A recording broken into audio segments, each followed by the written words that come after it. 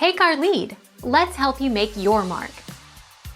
Our goal is your satisfaction. Let us show you the way. The helicopter seen landing in the castle courtyard is a Bell Model 47G, not built until well after the war.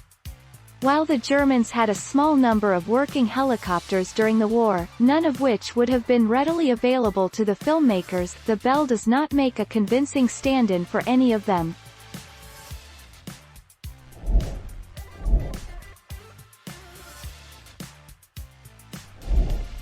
Take our lead.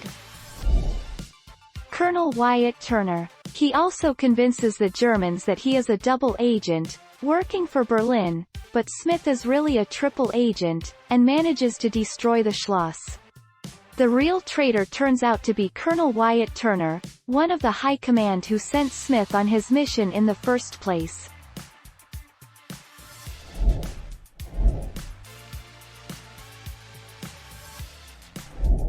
Take our lead. Let's help you make your mark.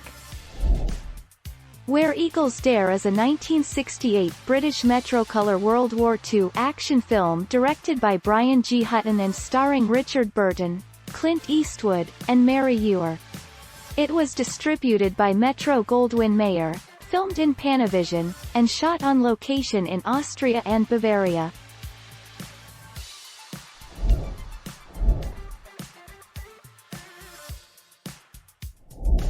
Take our lead. Let's help you make your mark. The Fock-Achilles FA-223 English Dragon was a helicopter developed by Germany during World War II. Although the FA-223 is noted for being the first helicopter to attain production status, production of the helicopter was hampered by Allied bombing of the factory, and only 20 were built.